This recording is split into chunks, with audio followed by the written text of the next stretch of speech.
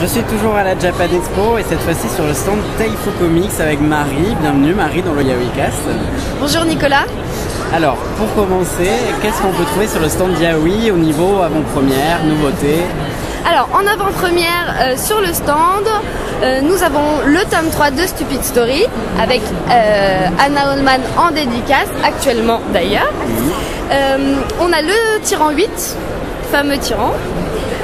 Twinkling Stars Dial qui a un one-shot. Le tome 1 de Kisariki de Yukanita, enfin en France. Enfin, oui, première fois. Première fois en France. Et un Yuri Shoujo Sect. Voilà. Très bien. Et au niveau des cadeaux, des cadeaux. Qu'on peut trouver? Alors pour l'achat de 3 mangas, vous avez un poster géant offert, des posters magnifiques qui font quasiment 1 mètre de long. Hein, le problème, ça va être et de choisir et de les mettre et de trouver l'espace pour les mettre. Alors, au niveau du rythme de parution, c'est vous qui publiez le plus de yaoi. Ouais. Est-ce que ça va continuer comme ça? Est-ce que ça va diminuer, augmenter? Est-ce que le rythme de parution va évoluer? Alors, c'est vrai que depuis qu'on a ouvert Ototo, forcément, ça rajoute des titres aux offices, ce qu'on appelle nous les offices.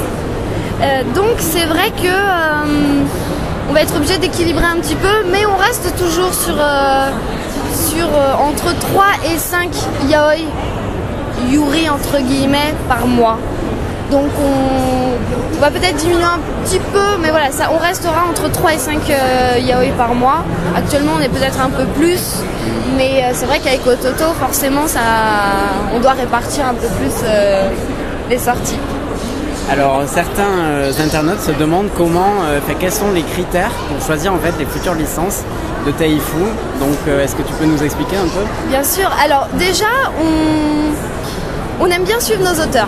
Ouais. Vous l'avez sûrement remarqué, puisque c'est vrai que je prends par exemple l'exemple d'Inako Takanaga. On vient de sortir Liberty, va suivre Turning Point d'ici la fin de l'année. Donc c'est vrai que voilà, on suit nos auteurs. On aime bien publier plusieurs titres. En plus, ça nous donne aussi plus de poids vis-à-vis des maisons d'édition japonaises, qui de ce fait vont nous accorder les droits, enfin l'accord de principe quasiment automatiquement quand voilà, on a plusieurs titres d'un auteur. Ensuite, on les repère aussi dans les mangas de prépublication japonais, hein, clairement. Et puis, et alors après, au niveau du choix, on essaie de diversifier. Ouais. C'est-à-dire sortir des choses qui ressemblent plus à Tendre Voyou, plutôt lycéen, et puis des choses plus matures comme Working ou les Miyamoto Kano. Voilà, donc on essaie de diversifier tout en se faisant plaisir et en faisant des choses qui nous ont plu à la lecture, au dessin, voilà. Il y a également beaucoup d'internautes sur le site, vous leur répondez tout le temps, qui vous proposent des titres, et ça c'est vrai que c'est un... Alors, on n'a pas toujours l'occasion de le regarder sur le moment, mais c'est vrai que quand on se décide à faire des sessions de recherche de titres, effectivement on commence à regarder ce que nous ont proposé les internautes. Alors c'est vrai qu'après, on n'a pas accès à toutes les maisons d'édition japonaises, donc il y a des titres qui de fait ne pourront pas être édités chez nous. Mais c'est vrai que oui, on aime ça, on aime regarder. Voilà. Alors après, effectivement, c'est là où on voit la différence entre les lecteurs qui nous proposent des titres qu'ils ont beaucoup aimés et la réalité entre guillemets du marché, où des choses, même si c'est très bien fait, très bien écrit, ne marcheront pas forcément. Voilà, c'est trop particulier. Donc voilà, c'est là où on voit. Mais c'est une super source d'idées et faut pas hésiter à continuer. Alors, dans les mois à venir, quels sont vos auteurs en vue? Quels auteurs on découvrira dans les librairies? Alors, comme vous l'avez sûrement vu sur Yaoicast et sur le site Taifu et autres, on va publier plusieurs titres de Suzuki Tsuta, qui a publié, qu'on a publié Working. Des Yuri aussi à venir, parce que c'est vrai qu'on a été agréablement surpris de l'accueil de Girlfriends et donc voilà, donc on voit que ça plaît, donc on va continuer aussi un peu le Yuri. On n'en sort bien sûr pas autant que le yaoi, hein, mais on va continuer doucement mais sûrement. Et puis au niveau yaoi, qu'est-ce qu'il nous... il y a encore quelques petites surprises derrière les fagots, des nouveaux auteurs, voilà. Bon, je peux pas trop encore en dire pour le moment, mais, mais vous saurez ça. Je vais réfléchir à ce que je peux lâcher comme un petite info. Faut que j'y réfléchisse. Et vous nous donnerez l'info au Yaoicast, bien sûr. Oui, bien évidemment, bien évidemment. Alors donc ce matin on a découvert donc un nouvel éditeur BuzzLove allait arriver sur le marché. Donc quelle est ta réaction? Quelle est la réaction de l'éditeur? Alors effectivement ça fait plusieurs mois qu'on entend parler d'un nouvel éditeur. Jusqu'à présent on n'avait pas vraiment d'infos. Donc c'est toi qui m'informe qu'apparemment ça se précise. Ouais.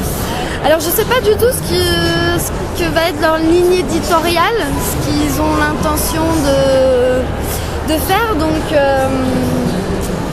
c'est sûr que ça fait toujours de la concurrence. Alors après, je crois qu'ils vont marcher avec une maison d'édition japonaise en particulier. Ouais. Donc on verra au niveau de l'accès qu'ils ont au titre. Voilà. À voir, on verra. On verra ce qu'ils nous réservent. Et puis voilà, nous on continuera à faire notre boulot comme on aime le faire. Alors au niveau des invités yaoi, cette année il y a eu donc Anna Holman, mais pas d'invitée japonaise. Est-ce que à la prochaine expo vous réfléchissez déjà à faire venir une auteure? Alors c'est une très bonne question. C'est vrai que c'est toujours un plaisir de les recevoir. Mais c'est vrai que pour nous c'est un très gros investissement financier. Donc c'est pour ça que on doit y réfléchir. Voilà, donc on va voir. Après ça dépend aussi des maisons d'édition japonaises.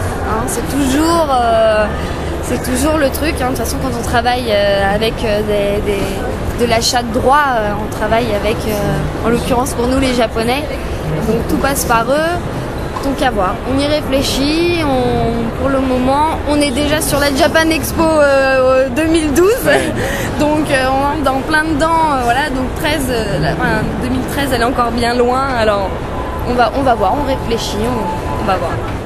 Merci Marie d'avoir répondu à nos questions et puis bon courage pour la fin de la Japan Expo. Merci, il en faut parce que c'est très très dur et puis merci à toi pour ton travail parce que franchement c'est du beau boulot et ça fait plaisir de travailler avec des gens comme toi. C'est gentil, voilà. Merci, à bientôt. À bientôt.